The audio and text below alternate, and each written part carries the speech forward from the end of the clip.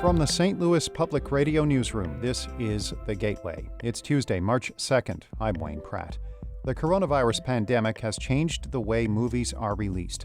For local filmmaker Joseph Puleo, web streaming opened new audiences for his documentary about St. Louis neighborhood, The Hill. The fact that these festivals became virtual now gave us the opportunity to reach beyond just that region. And so we started getting people watching it in Chicago, watching it in New York. In just a few minutes, St. Louis Public Radio's Jeremy Goodwin tells us about the reception to the film America's Last Little Italy, The Hill.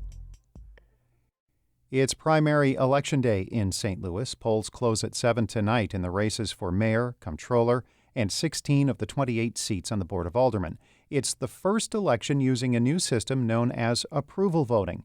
Voters can choose as many candidates as they want today. The top two for each office advance to next month's general election. St. Louis Circuit Court Judge Michael Stelzer is extending a moratorium on evictions until April 5th. Attorneys for people facing removal from their homes also want city officials to release aid to those who need it most. St. Louis Public Radio's Andrea Henderson reports.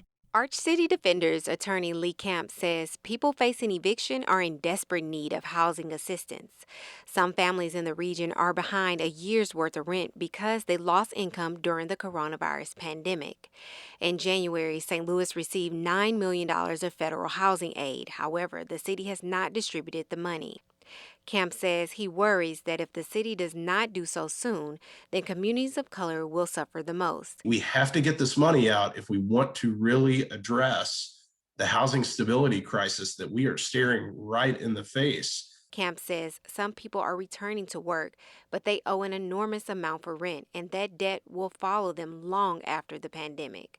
I'm Andrea Henderson, St. Louis Public Radio. Missourians who received unemployment benefits the state says they were not entitled to may not have to pay all of it back. The Missouri House has initially approved a bill that would waive repayment of the federal portion of unemployment overpayments. That's about 80% of the $150 million the state is trying to collect from some who received unemployment benefits last year. Representative Jay Eggleston, a Republican from Maysville, is sponsoring the bipartisan bill.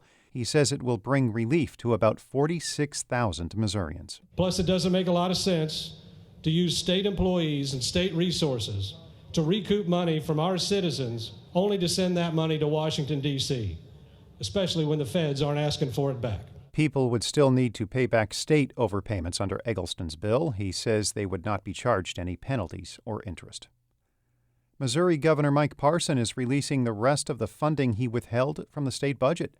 As St. Louis Public Radio's Jacqueline Driscoll reports, the funds were restricted because of the pandemic's impact on the economy. Parson says he's releasing roughly $280 million, which is the remainder of the funds he withheld at the height of the pandemic, because Missouri's economy continues to improve. When Parson made the decision, the state's unemployment rate was projected to be more than 16%, but as of Monday, it's now below 6%. With the release of these funds, the Department of Elementary and Secondary Education has received all $123 million back into the Education Foundation Fund. Higher Education and Workforce Development, Health and Senior Services, and the Department of Revenue are among the others that received funding. Parson credits his, quote, balanced approach to the handling of the pandemic that has allowed the state to rebound economically. In Jefferson City, I'm Jacqueline Driscoll, St. Louis Public Radio. The longtime mayor of Columbia, Illinois, has resigned following a federal public corruption indictment. Kevin Hutchinson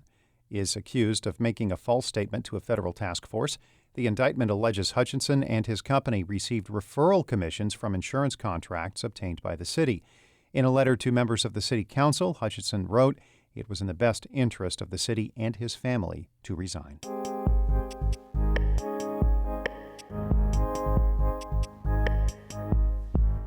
When St. Louis filmmaker Joseph Puleo released his documentary about the city's Italian-American neighborhood, The Hill, last year, he thought the lack of in-person film festivals would hurt attempts to get the word out. But he says online streaming has introduced his film, America's Last Little Italy, to new audiences. St. Louis Public Radio's Jeremy Goodwin asked Puleo how the pandemic affected the rollout of his first feature-length film. The big thing with COVID that At first we thought was going to be a huge detriment was going to be with our festival run, and the fact that we're not going to have that in-person experience. But what came of it was incredible. The fact that so many people from across America, from Italy, started buying tickets for our film to watch it at the festival. Whereas in a typical year, we would have just got, we would have sold out the Tivoli or wherever they would have shown the film. People would have came, they would have watched it, they would have left, and that would have been the end of it. And it would have been all people from St. Louis. And then if we went to New Haven, it would have been all people from New Haven, which is a festival that we got into, or Little Rock. The fact that these festivals became virtual now gave us the opportunity to reach beyond just that region. And so we started getting people watching it in Chicago, watching it in New York.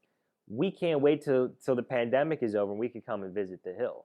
That started in July and hasn't stopped to this day. I still get these messages, on a daily basis from people that are now finding the film on Amazon. And, the places that you would assume would have the most pushback, New York, Chicago, things like that, they're the people that are the most excited about this and can't wait to come visit. You mean people who might, be proud about where they're from? And Exactly.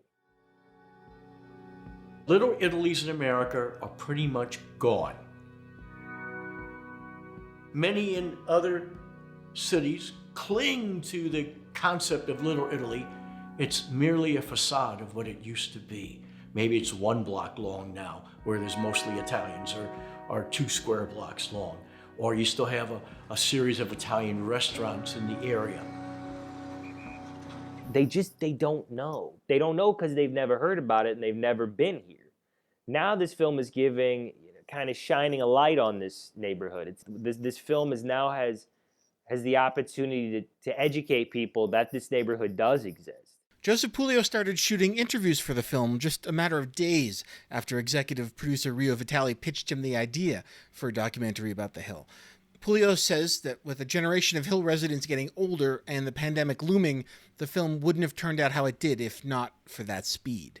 A lot of these elderly residents on the Hill in the neighborhood were starting to pass away. So every time one of these Hill lifers passes away, we're losing the stories with them. Yeah, Joseph, at the end of the film, we learned that 10 of the people we had just heard from in the film passed away in 2019 and 2020. Mm-hmm. Yeah, so I mean, it was an emotional experience for us to have these conversations with these elderly residents of the Hill, and sitting there with these interviews, watching these interviews day after day, you begin to really know these people. These people become extremely close to you through that process.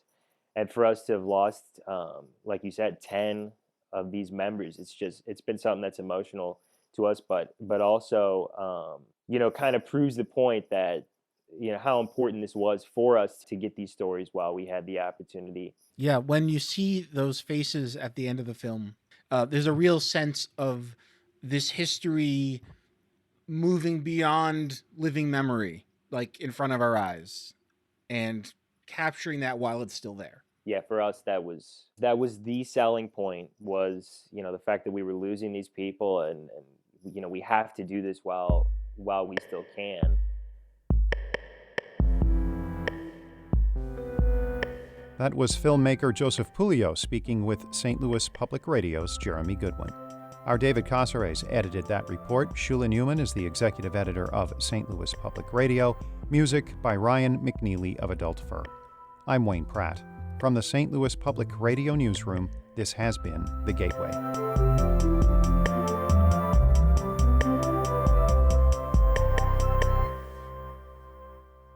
Support comes from the Missouri Forest Products Association. Missouri produces wood pallets, railroad ties, white oak barrels, hardwood floors, and more. Details on the variety of products made in the state are at choosewood.com.